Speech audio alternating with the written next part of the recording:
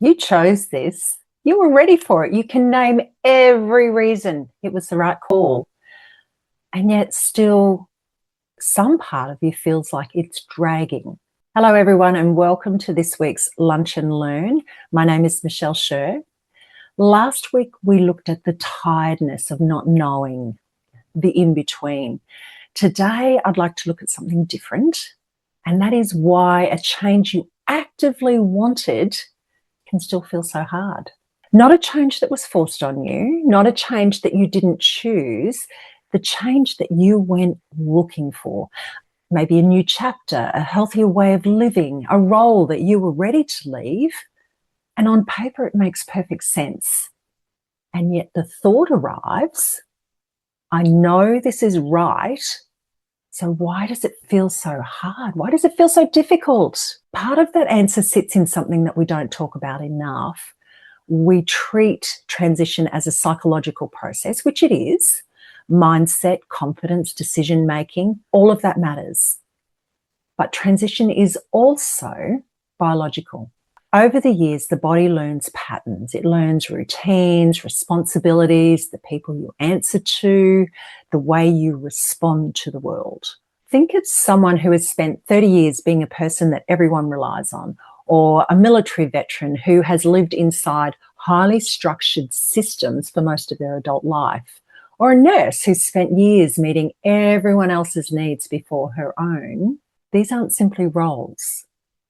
They become familiar operating patterns, and the nervous system learns them. The body comes to expect them, and familiarity is incredibly powerful, not because it's healthy, but because it feels known. And here's where it gets hard. The environment changes, but the body is still running on the old pattern. The mind is ready for a new chapter. The body is still expecting the old chapter. I've watched this again and again with military veterans leaving service, myself included. From the outside, the conversation is about employment or routine, and those things really matter. But underneath, the body has spent years adapting to a particular rhythm, a level of responsibility, a sense of purpose. When all of that changes, adaptation takes time. I see the same in high-functioning women in midlife, lives built on competence and reliability, qualities that serve them beautifully until the body starts asking for something different, with a different relationship to work, recovery, and time. They understand it intellectually, but biologically, the adjustment runs slower. The nervous system learns from repetition. It notices what happens regularly and builds expectations around it. And that's what makes us so efficient. It also means that established patterns don't dissolve overnight.